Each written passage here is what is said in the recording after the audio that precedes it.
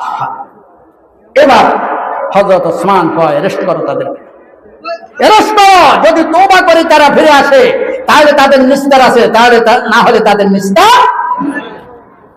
এবার আবার চলে যাই আমরা হযরত কোথায়, কোথায় গেছি আমরা?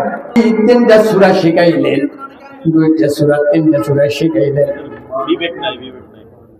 এবার ওই সাহাবী কয়, ও উপস্থিত জনতা শুনো শুনো, নবীজি যেদিন ওই উকবা রাদিয়াল্লাহু তাআলা হযরত উকবা মৃত্যুর সময় কয় শুনো, নবীজি যেদিন আমার এই তিনটা সূরা শিখাইছে জীবনে কোনোদিন ভুলি নাই, এবং ঘুমানোর আগে তেলাওয়াত না করে ঘুমাই। তাহলে আমরা এই তিনটা সূরা সব সময় ঘুমানোর আগে তেলাওয়াত করবো তো? ইনশাআল্লাহ করবো তো?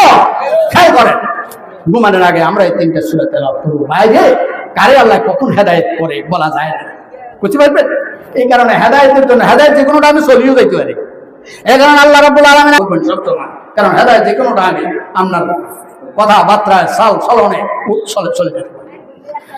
হেদায়েত কখন কারে আল্লাহ হেদায়েত করে বলা যায় না রে, বলা যায় না। একজন বড় মাপের সাহাবী, তার জীবনের একটা ঘটনা বলতাম নি, বলে এইটা বলে আমি শেষ করে দেব।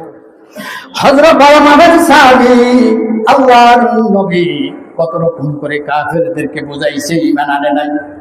উতবা সাহেব আবু জাহলের কত রকম করে বুঝাইছে ঈমান আনে নাই। আল্লাহ আয়াত নাজিল করে দিয়েছেন যে নবী গো আর কত বুঝাইবেন, বুঝাইতে তো কম বুঝান নাই। হ্যাঁ, কম বুঝান নাই, এরা কোন কথা কইলে ঈমান আনবে? হ্যাঁ, এবার বড় মাপের সাহাবী কত মানুষ নবী বুঝাইছে ঈমান আনে নাই, আবু জাহেল উতবা সাহেবের বুঝাইছে আনে নাই। অথচ সুদূর আবিসিনিয়া থেকে হযরত বেলাল এলেন, তার কিসমতে ইসলাম হলো, ঈমান হলো। আবু জাহেলের কিসমতে হয় নাই। হেদায়েত আরে আল্লাহ কখন করে বলা যায় না। সব সময় হেদায়েতের জন্য দোয়া করবেন। হোলা নষ্ট হয়ে গেছে, হোলারে গালিগালাজ করিয়েন না, হোলার জন্য আল্লাহর কাছে মাপ চাইবেন। ঠিক আছে কথা? ছেলের জন্য আল্লাহর কাছে মাপ চাইবেন, আল্লাহ আমার ছেলেটাকে কোরআনওয়ালা বানাইয়া দাও, আমার ছেলেটাকে নামাজি বানাইয়া দাও, রোজদারি বানাইয়া দাও, আমার ছেলেটাকে হকপন্থী করে দাও। দেখবেন আল্লাহ আপনার দোয়া একদিন চোখের পানিতে আপনার ছেলে ভালো হয়ে গেছে। ঠিক আছে কথা?